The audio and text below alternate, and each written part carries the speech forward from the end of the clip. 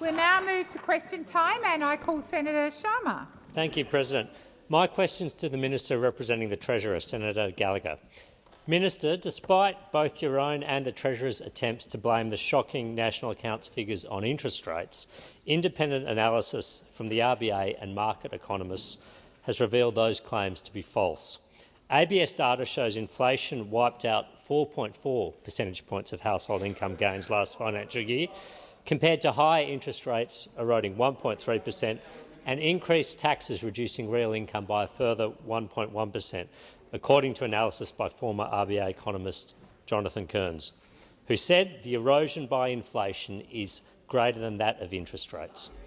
Minister, will you correct the record for the Treasurer and acknowledge that inflation and higher taxes are eroding household incomes by 3 times as much as interest rates? Thank you, Senator Sharman. Minister Gallagher.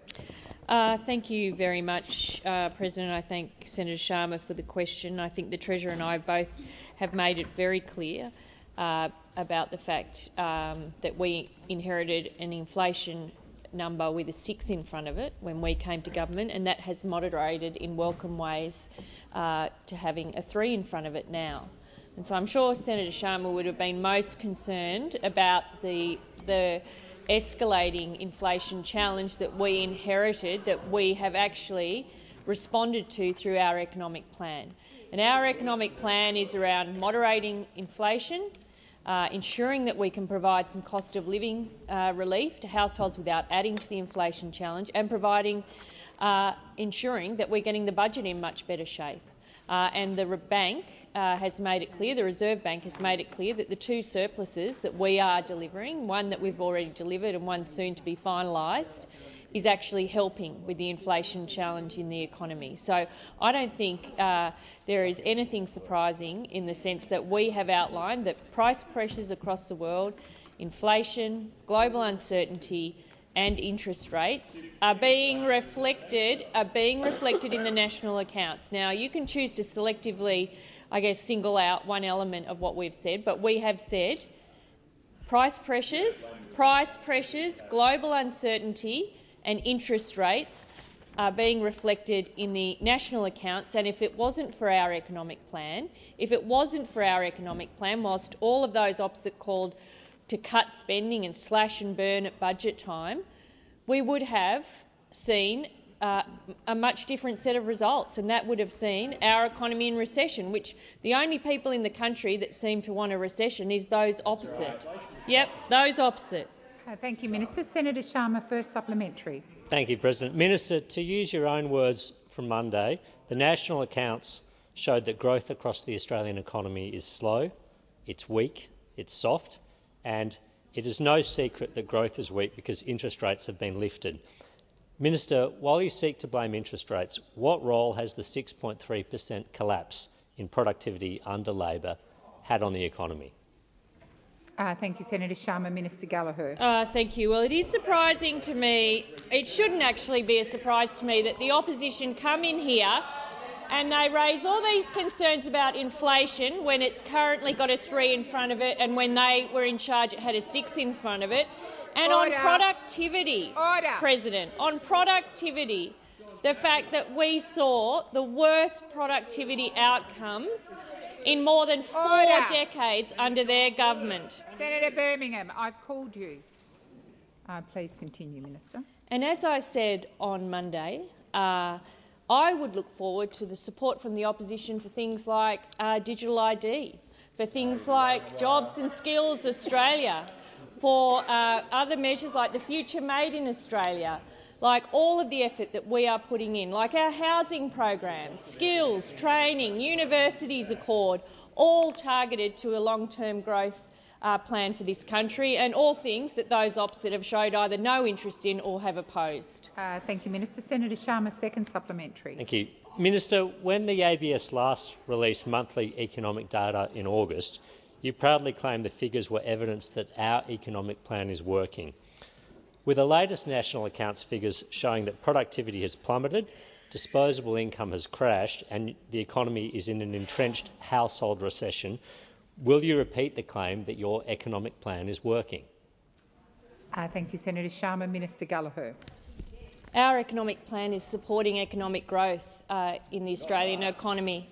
Well, not much. So there's an acknowledgement there, Senator Birmingham, that our economic plan is supporting economic growth. And if you were in charge, with your $315 billion worth of cuts, we would be in a recession. And while it might be politically convenient for you to lobby for that and to argue for it, it would be a disaster for millions and millions of families around this country. Now, we would prefer, and our plan is about avoiding recession rather than responding to cleaning one up afterwards, which is something that you would seek to be advocating for. In the policies that you have put forward, $315 billion cuts to budget spending that's being outlined by the federal opposition, and an acknowledgement today from the Leader of the Opposition in this chamber that our plan is supporting growth in the economy. Thank you, Minister. Senator Ghosh. Thank you, President. My question is to the Minister representing the Prime Minister, Minister Wong. Families in Western Australia have welcomed news that the Albanese government will create a new minimum age for access to social media, as many parents are increasingly worried about the potential harm social media can cause to children's mental health and well-being. Can the Minister share the Albanese government's approach to keeping Australians, and particularly children, safe? Thank you, Senator Ghosh. Minister Wong. Thank you, President, and my thanks to Senator Ghosh for the question. And I know those of us on this side, and Senator Ghosh amongst them, have an ongoing interest in this area. We know it's important to the people of Western Australia. It's important to people across this country and throughout our community. And I hope all of us in this place can agree that the safety and mental health of our children is paramount. And we all know that parents are looking for real solutions to their concerns about harmful online environments and addictive behaviour on social media. We all know that from our own experience and from the conversations that we have in our communities with parents and grandparents and young people alike. That is why the Prime Minister has announced that the Albanese government will be creating a new minimum age for access to social media, and we will bring legislation forward before the end of the year, and I look forward to those opposite supporting it. But of course, this is not the only thing we are doing or that we have done. We have quadrupled funding for the E-Safety Commissioner. We have fast-tracked the review of the Online Safety Act, which will report next month. We have funded digital literacy programs for every school with the Alana and Madeline Foundation. We've supported the E-Safety Commissioner to develop new mandatory industry codes to protect children from online pornography. You may scoff at this. You may scoff at this, Senator Henderson, but I think actually ensuring we have legislation to protect children from online pornography is a good thing. We have passed legislation to ban the creation and distribution of deepfake pornography, and we are holding big tech to account because platforms and online services have a responsibility for the safety of their users. We have amended the government's basic online safety expectations to reflect the expectation the community have of these platforms. Senator Ghosh, first supplementary. Thank you, Minister. South Australia has released a report by the former Chief Justice of Australia, the Honourable Robert French AC, outlining a legislative vehicle to ban children under the age of 14 from accessing social media. Why is it important that we work with the states and territories to build on South Australia's approach with national laws on a minimum age to access social media? Minister Wong. Thank you. And Senator Ghosh, given his professional history, understands the importance of getting the law right in this area, and also understands this is a challenging area to regulate. That is why governments across the Commonwealth have come together on this important issue of protecting children, and it is important that we all work together. We do support appropriate age limits for social media. We have said we will legislate to enforce this, and that legislation will be informed by the report to which Senator Ghosh refers, which was that of the former Chief Justice Robert French, as well as by engagement with National Cabinet, engagement with the E-Safety Commissioner. We thank South Australia, including Premier Malinauskas, for his work, and we acknowledge the contribution of Premier Minns too. But ultimately, this issue needs national leadership. because otherwise we will see Australia with different laws in each state and territory that will not keep children online safe, and we want to ensure we have an effective solution. Second supplementary. Thank you. The Albanese government clearly takes this important issue seriously. Can the minister please explain how these laws are focused on protecting children from harm? Thank you, Senator Ghosh. Minister Wong. Thank you, President. And Senator Ghosh, you're right. The focus of this is how do we protect children from harm. These are serious matters and they demand serious reforms, and the reforms that the Prime Minister has announced are groundbreaking, and we are proceeding down this path because we want to help parents protect their children. We want to help parents protect their children from threats in the online environment. And for too long, Australians have had to navigate these complex and concerning issues far too alone. I would make this point that for 9 long years those opposite failed to keep up with the technological changes in the digital world, with regulation and protection in this parliament and by government. Now they decide it is urgent. You know what I would say to them, why don't you, instead of your relentless negativity, which is on display yet again as we speak, actually work with us, actually work to ensure the parliament can act. Senator Duniam. Thank you, President. My question is to the Minister representing the Minister for the Environment, Senator McAllister. Minister Plibersek yesterday tried to equate the blocking of $1 billion, near 1,000-job McPhillamys gold mine tailings dam with a proposal to relocate a go-kart track. Given Regis Resources had already spent $200 million on the mine by the time of Ms Plibersek's decision, and to help us better understand the accuracy of the Minister's attempted comparison, could the Minister tell us what were each of the equivalent figures for the go-kart track? Thank you, Senator Duniam. Minister McAllister. Thank you very much, President, and thank you for the question.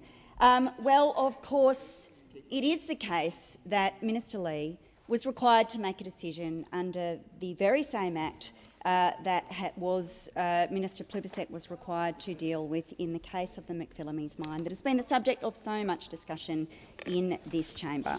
And there are, in fact, a very great number of similarities between the two decisions. So Minister Plibersek made her decision based on the advice of the same traditional owner group as the Deputy Leader of the Opposition, the Wiradjuri Traditional Owners Central West Aboriginal Corporation. She made the same type of decision, a Section 10 decision under the Aboriginal and Torres Strait Islander Heritage Protection Act. And I would observe that that Act has been in place since the 1980s and operative under a range of governments of different flavours. Minister Plibersek makes the point that she made her decision essentially based on the same reasons as the Deputy Leader of the Opposition when she made her decision. And at that time, she spoke about, and I speak now of Ms Ley, the cultural significance for the Wiradjuri people in contributing to local Aboriginal narratives, songlines, ceremonies and cultural heritage. And she made the decision to protect the site. Resume your seat. Senator Duniam. Sorry, on relevance, a point of order on relevance, President. I asked specifically how much money was spent on the go-kart track and how many jobs came from it in my question.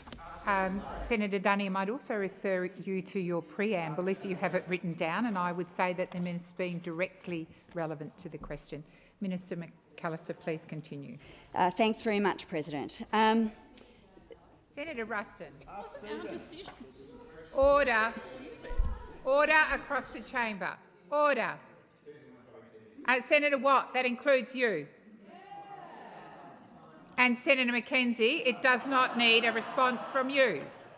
Minister McAllister, please continue. Of course, interestingly, Senator Duniam, the two sites are very close together, less than 50 kilometres apart from one another.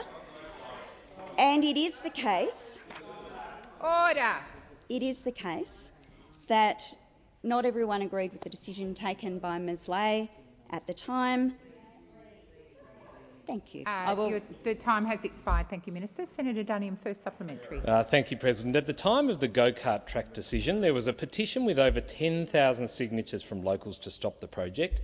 In contrast, Labor's Section 10 decision, proposed by less than 20 people, has left those same locals furious and at a loss as to how they'll continue to live and work in the area. How can the minister so offensively equate the economic blow to the Blaney community with the decision to prevent a go-kart track from being built? Thank you, Senator Dunning. Minister McAllister. Thank you, President. Well, there are a number of assumptions in the question put to me about the statement made by Ms Plibersek that I simply don't accept. I will say this. Ms Plibersek has repeatedly indicated Senator that Ruston. Please continue. Ms Plibersek has repeatedly... Order. Order. Senator... Order. Senator McGrath and Senator Ruston. Senator Ruston, I've called you 4 times. And Senator Wong.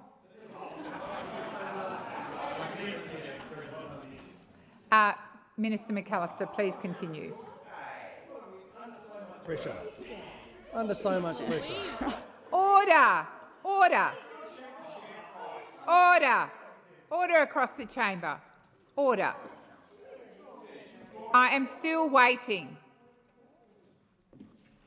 Minister McAllister, please continue. Thanks, President. Well, the point that Minister Plibersek has made is that her obligation is to apply the law.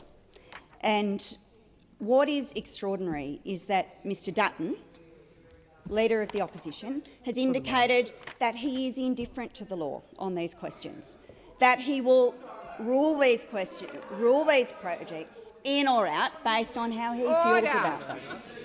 Now, for the benefit of the chamber, I can outline some of the processes that are required.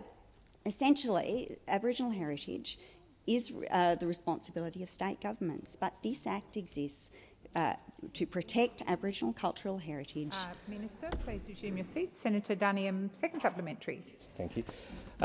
Given the minister has demonstrated complete indifference to the people of Blaney and the decisions created a loss of nearly 1,000 jobs in the Blaney area, and given she hasn't been able to tell us how many jobs a go-kart track actually creates, what is the actual comparison between a go-kart track and its impact on the community and a gold mine? How can the minister justify this decision? Order. Order. Senator Watt and Senator Dunning. The question's been asked. I'm waiting to call the minister. Minister McAllister. Very much. Well, the very obvious connection, Senator Dunning, is that both sites were the subject of a Section 10 application under a piece of legislation that has been in place since the 1980s. And the way that it works is this. The department provides advice to the minister on the application and its merits. And this includes providing a summary of the application, a map of the area and its boundary, a detailed analysis of the available evidence, an assessment of the evidence against the relevant criteria and any other matters of relevance. And submissions from the applicant and those received from any other interested party throughout the course of the evaluation period are also summarised and presented to the minister. And procedural fairness is carefully observed in the processing of applications made under this Act, and in advice to the minister, the department also outlines how the principles of procedural fairness have been observed. Minister. And the time those for are the answering similarities. has expired. Just a moment, Senator Whish-Wilson. I draw to the attention of honourable senators the presence in the enclosed gallery of a parliamentary delegation from Indonesia, led by the Honourable Nomar Parta. On behalf of all senators, I wish you a warm welcome to Australia and in particular to the Senate. Senator Whish-Wilson. Thank you, President. My question is to the Minister representing the Minister for the Environment and Water, Senator McAllister. Minister, the federal government's own Threatened Species Scientific Committee has recently estimated there are just 40 to 120 Maugean skates left on this planet. Provided preliminary advice that the skate be uplisted to critically endangered, and stated very clearly that salmon production in the skate's last known home, Macquarie Harbour in Tasmania, poses a catastrophic risk to the survival of the skate. Minister, does your government accept the findings made by the committee, that industrial salmon farming is the single biggest threat to the survival of the Maugean skate in its natural habitat? Thank you, Senator Whish-Wilson. Senator McAllister. Thanks very much for the question. Of course, the Australian government is deeply committed to ensuring that the Maugean skate does not go extinct under our watch. And we know that this is a species of high risk of extinction, as you have alluded to in your question, and that substantially reduced water quality in Macquarie Harbour is the primary contributing factor. Now, the Minister is aware of these issues.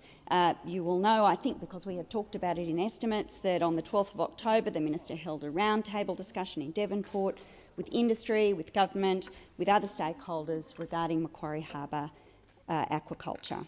And she wrote to the Tasmanian Premier, Minister Rockcliffe, on the 6th of November in 2023 and provided really clear information to him about her responsibilities under the EPBC Act with regards to salmon farming in that harbour. Now, the Minister has been asked to reconsider a decision made back in 2012 under the EPBC Act about marine farming in Macquarie Harbour, including whether current farming operations require further approvals under national environment law. And the department is rigorously assessing a very large volume of information relevant to that decision, and I understand will soon provide Minister Plibersek with advice.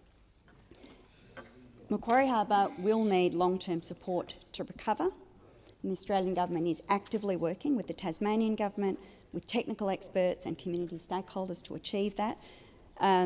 But we also acknowledge that in the short term there are things that we can do, and you will be aware that in September last year the Minister announced $2.15 million to urgently initiate a captive breeding program ahead of hot summer conditions. Thank you, Minister. Senator Whish-Wilson, first supplementary. Yeah, thank you, President. As you point out, Minister, it's been 221 days since Minister Plibersek was ordered to reconsider that 2012 decision to expand salmon farming. Yet evidence at a Administrative Appeals Tribunal hearing last week revealed the Minister doesn't yet have a brief on this decision. Minister, why has it taken 221 days, and are you kicking the can down the road till after the next election? Thank you, Senator Whish-Wilson. Minister McAllister. Thanks very much, President. Well, sorry, there's some laughing on the other side of the chamber on a reasonably serious question. Order. Order. Please continue, Minister. Thanks. Okay. Thanks, President. This is an issue that requires quite serious consideration of substantial volumes of information. It's an issue that is of real concern to industry and of real interest and importance to industry and to many conservationists in the local community as well. And the consequence of that, in part, is that over 2,500 submissions have been received by the Minister.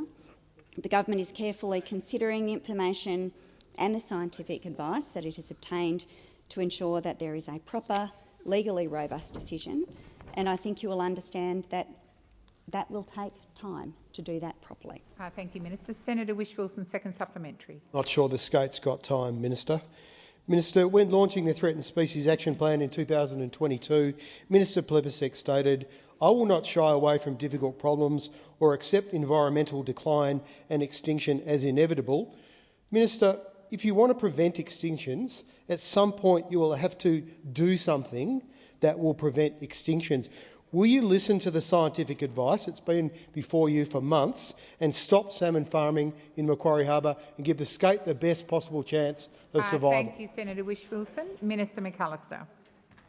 Thanks, President. Well, I already emphasised in my answer to your first supplementary question that the approach the Minister is taking is to carefully consider the information and the scientific advice to ensure that there is a proper and legally robust decision at the end of this process. But you are right that there are things that we can do now in advance of that decision, and we are working to ensure the protection of the skate. I spoke earlier of the $5.7 million that is being invested to help protect the skate and improve the health of the harbour. That includes a $2.1 million program to establish this captive breeding program. And we are pleased to report that that program is helping save the Maugean Skate, and more than 19 baby skates have hatched and over 100 new eggs have been laid in captivity. Senator Whish-Wilson, you've asked More a question. eggs are on track to start hatching, and scientists are planning for the skates born in captivity to be returned to their rehabilitated habitat The time in for the harbour. answering has expired. Senator Giacconi. Thanks a lot, President. Yes. G'day, everyone. It's Wednesday. Excellent. There we go. Now, President, my question is to my good friend, the Minister for Employment and Workplace Relations, Senator Watt. Especially this bloke here. Now, at the last election, Minister, Federal Labor promised to get wages moving again and support Australian workers. Now, we know that low wages and insecure work were a deliberate design feature of the Coalition's economic plan when they were last in government. We also know that these policies led to high levels of industrial action and rising costs of living pressures on Australian households. After a decade of deliberate wage stagnation and attacks on workers, how is the Albanese Labor government's policy agenda supporting Australian workers to earn more and keep more of what they earn, while also keeping industrial action low? Thank you, Senator Giacconi. Minister Watt. Thank you, President. Thank you, Senator Giacconi. I can see why you were so excited to ask that question, because there is good news for Australian workers and Australian businesses arising from the Albanese government's workplace reforms. The Albanese Labor government is helping working people in Australia earn more and keep more of what they earn. And after a decade of low wages being a deliberate design feature of the Coalition's economic policy, this government, this Labor government, is getting wages moving again, creating more secure jobs, making workplaces safer and closing the gender pay gap, all while keeping industrial action down. And Senator Henderson, I'm sorry to hear that all of that good news disappoints you so much. Because of our agenda, wages growth is back. Oh, so unhappy. Minister so Watt, unhappy. Minister Watt, please resume your seat.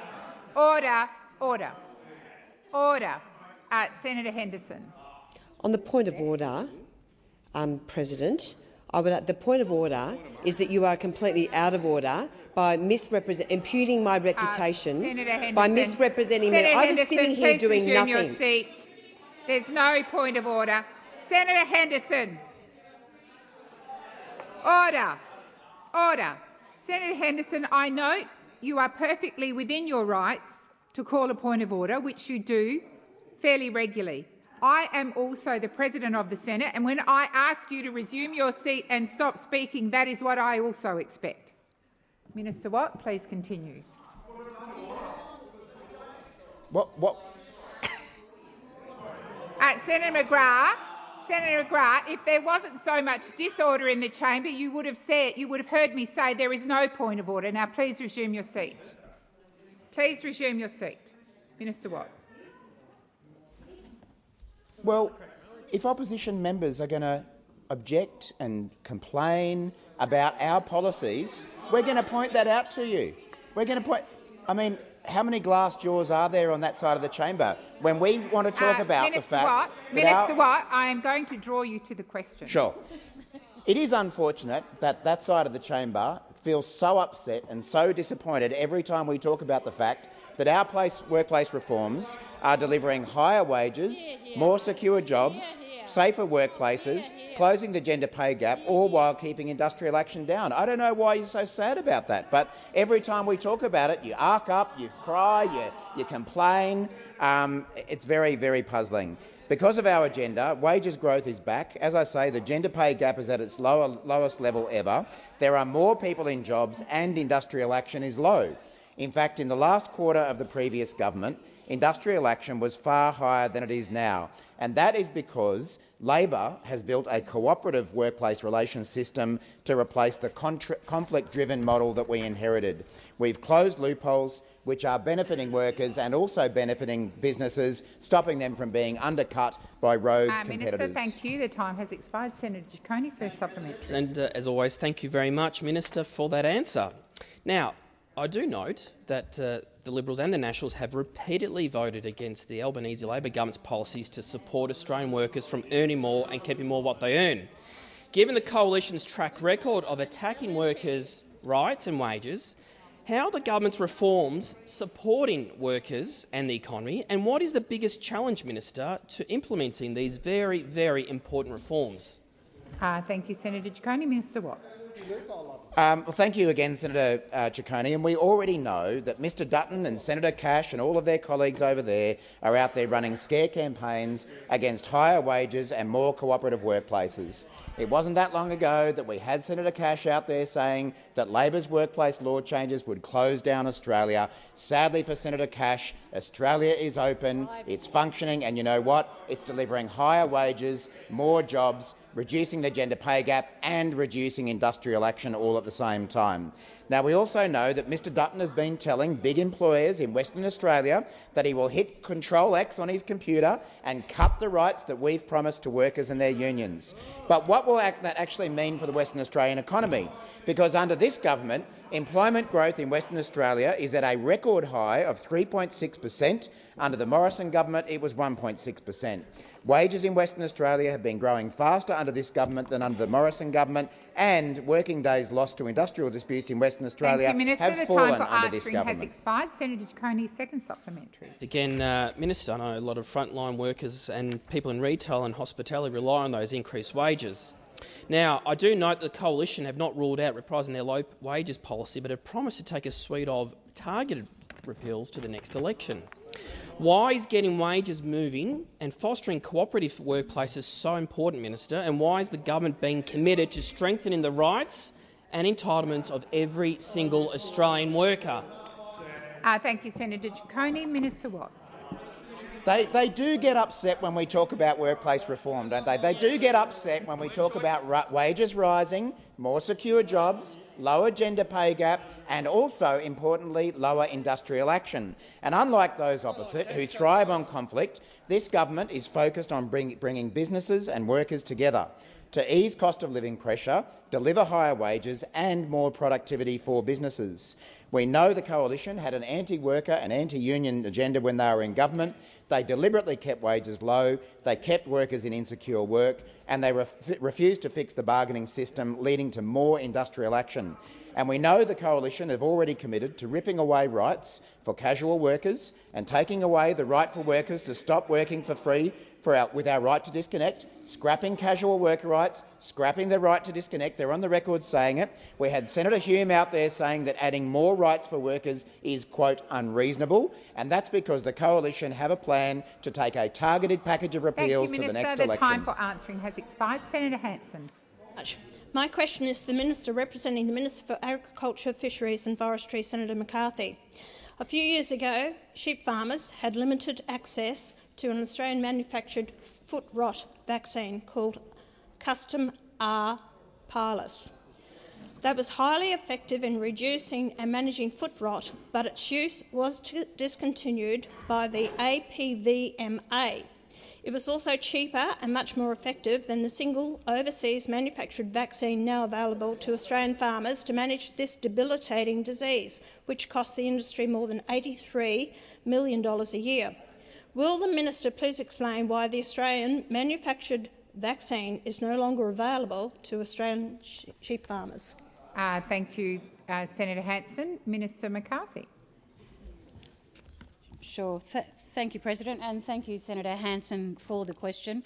I will get some further details specifically on that. I do understand that we are talking about in relation to the APVMA as an independent regulator, that it administers scientifically rigorous risk-based regulatory system for the ag and veterinary chemicals, and we have confidence that the APVMA decisions are based on the best available science to improve safety outcomes for Australians. I'm certainly happy to get more details in regard to your specific question. Thank you, Minister. Senator Hanson, first supplementary.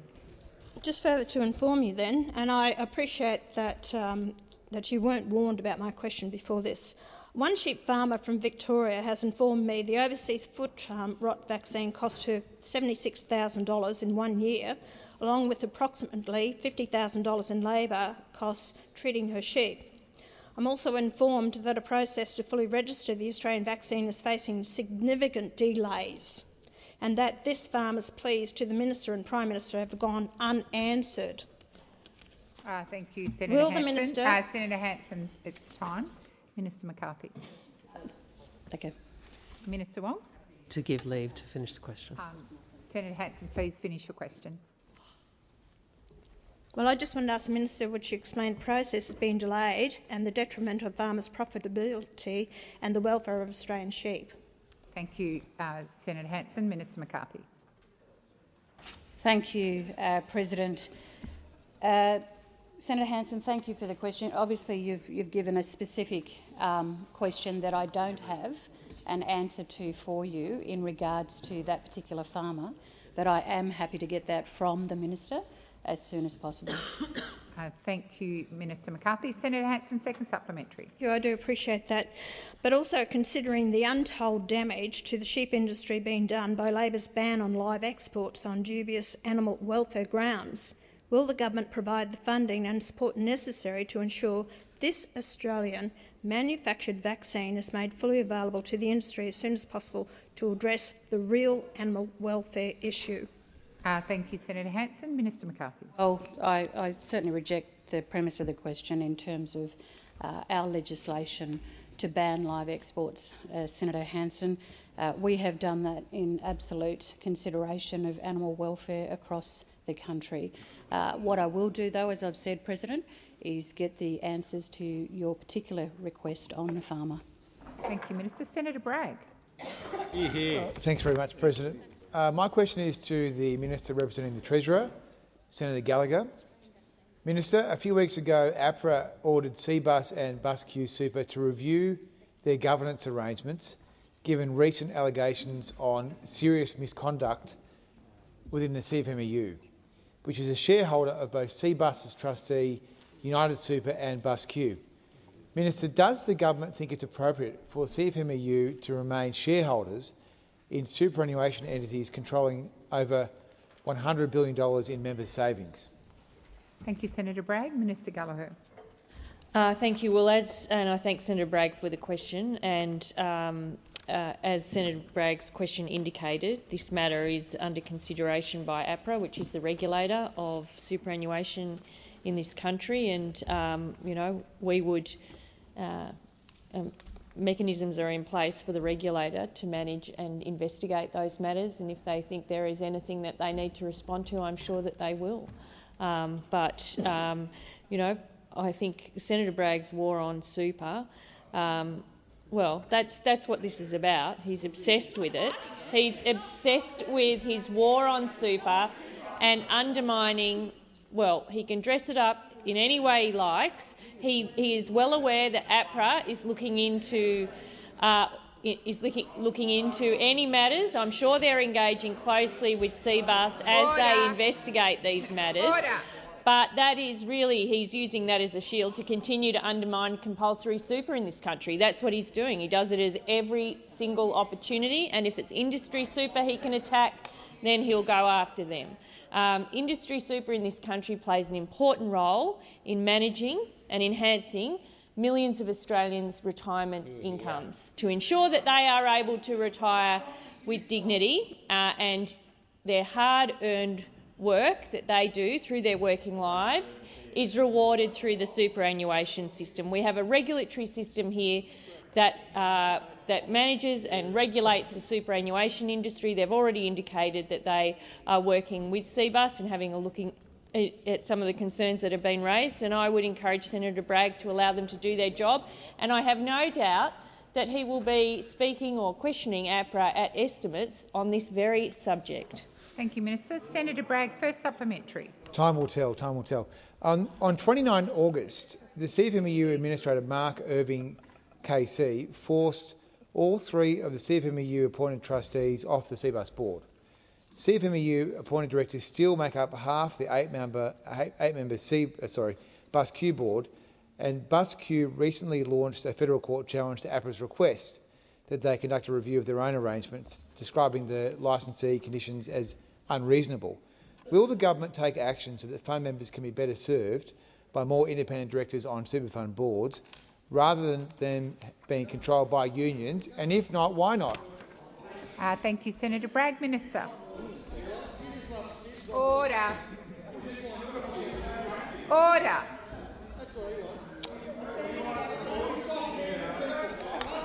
Senator Ayres. Senator Ayres, come to order. Senator McGrath, come to order. Minister Gallagher. Thank you. The Albanese government expects all superannuation funds to act in the financial interests of their members. I think there's been long debates about governance of superannuation funds in this country. And that's why we have APRA here, to ensure that the best interests of members, that responsibility is met by superannuation funds. On this side of the chamber, we acknowledge the valuable role that unions have played in establishing, in advocating and arguing for superannuation in this country, and we believe they have a right to sit at the table in the interests of their members and the funds that those funds administer on their members' behalf. We are not, Senator Bragg, again, your war on superannuation is all that seems to drive you in this chamber, but it is a significant financial asset for millions of Australian workers in this country. Has expired. Senator Bragg, second supplementary. Be improved. Last Friday, APRA took legal action against First Super co-chair and CFMEU official Michael O'Connor, alleging he breached his director duties by using members' savings to bankroll a union official salary. According to 2022-2023 disclosures, First Super gave $2.5 million to the CFMEU. What is the government's plan to ensure such misappropriation of funds is not systemic? Thank you, Senator Bragg. Minister Gallagher. Thank you. Well, we expect the regulator to do the job that they are charged with doing. They need to ensure that superannuation funds meet the highest standards of governance, act in the best interests of their members, and the independent regulator has the mandate to uphold these standards. So your question and the fact that you have referred to APRA shows that we have the system in place to manage concerns, and if complaints or cases are raised, then APRA should respond to them. That's the system that this parliament has put in place. APRA, I think, has a very, very strong reputation in enforcing and upholding those standards, and I have no doubt they will continue to do so. Thank you, Minister. Senator Payman. Thank you, President. My question is to the Minister representing the Minister for Immigration, Senator Watt. Over the weekend, I visited a group of Sri Lankan Tamil refugees protesting in the electorate of Tangni, grieving the death by suicide of 23-year-old Mano Yogalingam and calling an end to mandatory offshore detention. The recent reports by the Asylum Seeker Resource Centre reveal the suffering of refugees held in offshore detention, subjected to uncertainty, medical neglect and trauma. On page 141 of the 2023 Australian Labor Party platform, there is a mandate to reintroduce the 90-day rule in the Migration Act. Independent MP Kalia Tink has introduced a refreshed private members' bill calling a 90-day time limit on detention for people seeking asylum. Minister, will the government support Ms Tink's bill? Thank you, Senator Payman. Minister Watt. Thank you, President. Thank you, Senator Payman. Can I first say what an outstanding Member of Parliament Sam Lim is? The member for Tangni, and I am aware that there has been a pretty long-standing protest outside his office. The protest and the rally that Senator Payman was referring to has been occurring outside Mr Lim's office for quite some time, and I think it has been obstructing members of the public from obtaining services from that office. But I'm sure that won't stop Mr Lim from doing the excellent job that he has been as a representative member in the electorate of Tangni. I'm also aware that many of the community members who have been at that protest are members of the Tamil community, and of course we respect their right to protest. And I know that in at least some cases their protest activity has been motivated by the recent tragic suicide of a Tamil asylum seeker, and of course it goes without saying that our thoughts are with the family and friends of that man. who did take his life on the 28th of August. We have provided a visa pathway for thousands of people who were neglected by the former government. We understand that when we came to office, there were several thousand people who had gone through what was known as the fast-tracking process. Their asylum claims had not been properly dealt with and in many cases were rejected, but then they weren't given any security as to their future situation. They were told they couldn't stay in Australia, but they also weren't sent back to their originating country, so they have been in limbo for more than a decade. This is one of the many challenges that we inherited from the former government in the immigration portfolio. Of course, it's now a matter of record that when Mr Dutton oversaw that portfolio as Home Affairs Minister, it was a broken system. That's been the finding of several reviews. The issues that Senator Payman is referring to are some that we're dealing with right now, and I know Mr Burke is giving it his full attention. The time for answering has expired. Senator Payman, first supplementary. Minister, the remaining 8,550 people failed by the fast-track process who feel left behind and forgotten are still working, paying taxes, attending school and rebuilding their lives.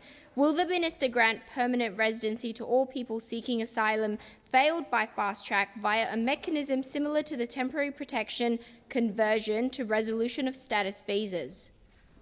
Thank you, Senator Payman. Minister Watt.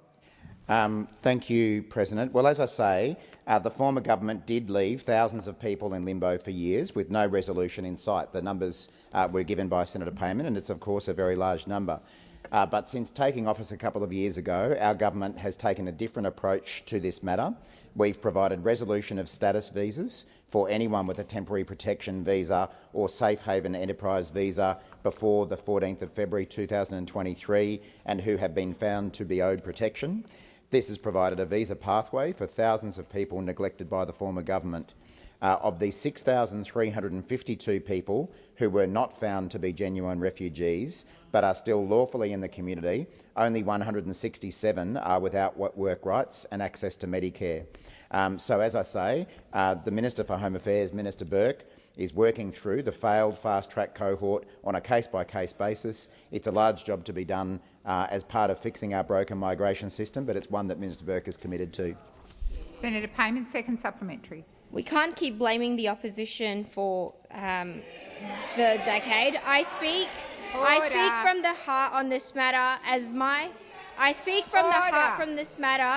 late father was in detention upon arriving in Australia and described the horrors back in 1999. Considering the documented evidence of suffering and human rights violation in offshore detention centres, will the minister finally commit to an independent investigation into these facilities and their operations? Thank you, Senator Payman. Minister Watt. Well, Senator Payman, I think you yourself acknowledged that there were several thousand people who had gone through the failed fast-track process, and that is a situation that we are dealing with. So I think it's entirely appropriate to point out the work that was required to deal with this issue when we came to office and that we inherited from the former government, and that's what we're doing. That's what we're doing. I've already pointed out. Senator Shoebridge, if you want to ask a question, feel free to get up on your feet or get a question up. But this is Senator Payman's question, and maybe she's entitled to an answer to the question. So our government has taken a different approach to that of the former coalition government. As I say, we've provided resolution of status visas for anyone with a temporary protection visa or safe haven enterprise visa before the 14th of February 2023 and have been found to be owed protection. That is a very different approach to what was taken by the former government. It does remain an issue for many people in our community, and it's an issue that Minister Burke is working through. Senator O'Neill. Thank you very much, President. My question is to the Minister for Women and Minister for Finance, Senator Gallagher. Minister, you've spoken before about the Albanese government's commitment to paid parental leave, a policy that Labor introduced and is now expanding and modernising. Labor's commitment to PPL is also about valuing the important work of caring for babies, supporting families to share that care, and reducing the long-term economic impact of time out of the workforce, especially for women. Can the minister please outline why the government is committed to paid parental leave and why adding superannuation to PPL is a priority? Thank you, Senator O'Neill. Minister Gallagher. Thank you, President. I thank Senator O'Neill for such a good question, an important question as we continue to drive economic equality for women across this country and for Senator O'Neill's long advocacy in this area. I acknowledge that today. And when we came to government, President, we had a long list of things that had been left undone or ignored as it related to women in this country. And we started on implementing changes and announcing new measures, and one of those was about expanding paid parental leave, which of course the former Labor government brought in over a decade ago. It always takes Labor governments to do these important social changes that drive outcomes for women. So we've expanded that to 26 weeks by 2026, and we're seeing those increase in weeks come on board this year. We've introduced reserve leave for each parent. This will reach 4 weeks by the end of 2026, with the remaining weeks shared between parents however they may decide, and that's about making it flexible for families. But an important part that we hadn't addressed was paying superannuation on paid parental leave, something that had been advocated for and campaigned for years, the only employment condition that didn't have super paid on it. And we put that in place in this year's budget, due to come in to the 1st of July next year. Now, this is an important change to paid parental leave, but it's an important statement from the government about the value that we place on parents taking time out of the paid workforce to care for the next generations, whether that be the birth parent or the non-birth parent of that child. We want that condition to be flexible, but we don't want people to pay an additional penalty because they're doing that. This is work we value. It is important work, and we know that all the data shows women pay a penalty for taking time out on it. Senator O'Neill, first supplementary. Thank you, Minister. How is the government supporting the retirement savings of mothers and parents caring for their children? And are you aware of any alternative positions? Thank you, Senator O'Neill. Minister Gallagher. Thank you. Thank you, Senator O'Neill. I am aware of an alternative position. We've heard, and it has Senator Bragg's hands all over it, doesn't it? It has his hands all over it. It's no real surprise, after a failure to do anything on PPL or strengthen super or put super on paid parental leave, that the opposition announces that they don't think it's that important. I don't think it's that important. Why not? Oh, that's right, choice. We always hear that. It's always about choice.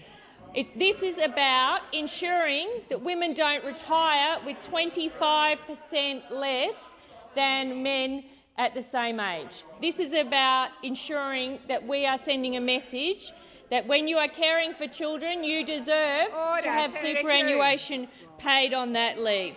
And every answer from those opposite is about raiding your super. COVID raised your super, housing raised your super, and now Minister, PPL raised your super. Order.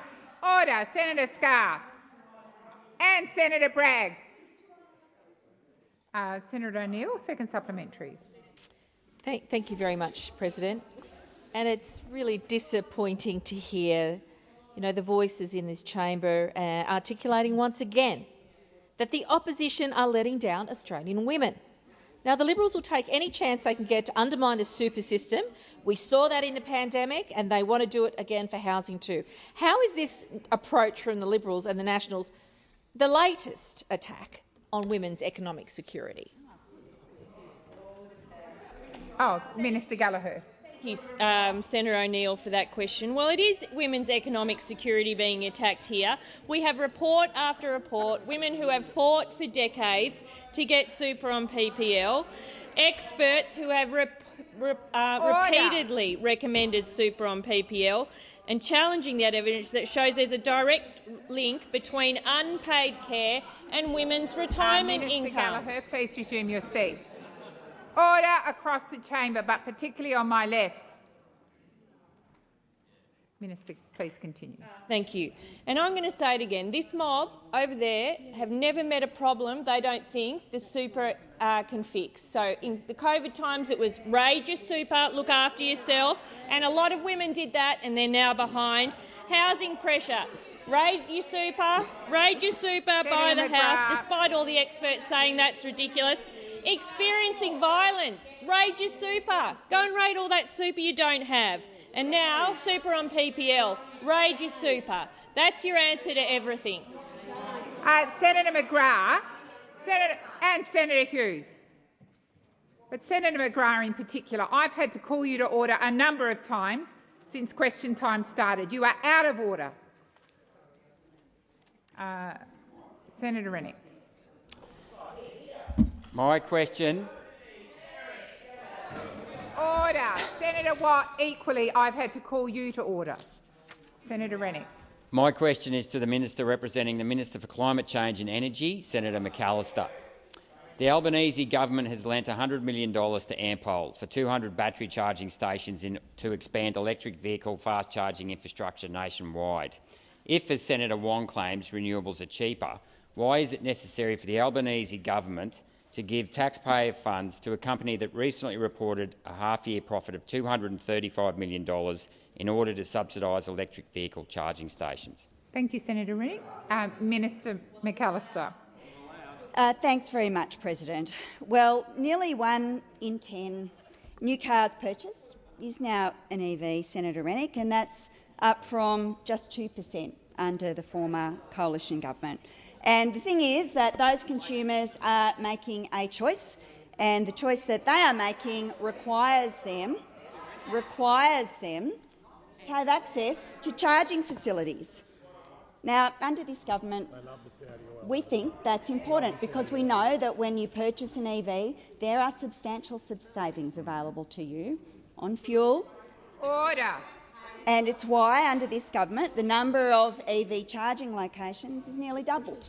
In 16 months, it's to around 900 as of March 2024. We've also seen a 131% increase in ultra-fast charging locations. We want to make sure that existing industries, existing businesses, existing stations are part of that transition. So we announced in August, as your question points out, that CEFC capital will be available to finance a range of clean energy technology measures at Ampol service stations across the country, and that is to accelerate the decarbonisation of its operations, to kickstart its biofuel development and to drive down national transport emissions. And the thing that you need to understand, Senator Rennick, is that all of these investments, all CEFC investments, are made with the expectation of a positive, risk-based financial return. And it's a program that has actually been running for more than a decade. It's a legacy, in fact, of the last Labor government, and it's been very successful and an important institution that's been able to leverage significant new capability and capacity in the Australian economy. It's a good application of the power of government. And I'm surprised for someone who's interested in how the economy develops. Minister McAllister, the time for answering has expired. Senator Rennick, first supplementary. How many tonnes of electric vehicle lithium battery waste does the Albanese government forecast Australia to produce in the next decade? Where will it be recycled and what will the cost of that recycling be? Thank you, Senator Rennick. Minister McAllister.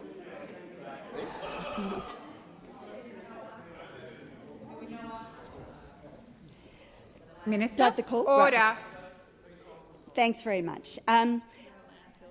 Senator, we're in a period— Minister McAllister, please resume your seat. If you can't listen in silence, may I invite you to leave the chamber? Minister McAllister, please continue.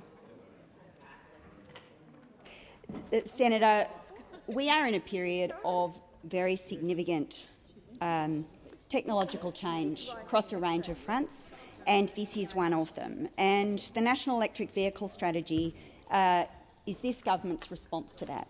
It's a pathway to cut our transport emissions, but it also has 3 objectives which are relevant to the question that you ask. The first is to increase the supply of affordable and accessible EVs. The second is to increase the resources, systems and infrastructure to enable rapid EV uptake. And the third is to encourage increased EV demand. And part of that, Senator, is thinking about waste I encourage you to go and take a look at the strategy and look at the and have a look at the measures that are being proposed and set out in that strategy. Senator Hughes, this is not your question. I have previously asked the minister to resume her seat. I invited people who could not listen in silence to leave the chamber. That applies to you. Senator Rennick, second supplementary. Madam President, the former head of the CSIRO, Larry Marshall, said it costs 3 times more to recycle an EV lithium battery than the cost of materials to make it. If this is true, how will the Albanese government ensure that EV batteries can be renewed and recycled cost-effectively and not end up as environmental waste? Thank you, Senator Rennick. Minister McAllister. Thanks, President. Well, as I indicated in my answer to your first supplementary question, this is an issue that is being considered as part of the National Electric Vehicle Strategy. It's also the case more broadly, of course, that lithium batteries are an increasing feature of our economy. It's not actually just electric vehicles where lithium batteries are used. They're used in a whole range of products, and there are a range of things that we do need to do as a community to make sure that that technology is being used safely. There is, of course, some work being undertaken to ensure that we've got appropriate arrangements to make sure that if there are incidents of any kind relating to lithium batteries, that our first responders are well equipped to deal with it. There are standards being developed through the Building Codes Board. There are a range of things that need to occur to make sure that this technology can be safely and appropriately integrated into the Australian economy. Thank you, Minister. Senator Wong. Thank you, President. I ask that further questions be placed on notice.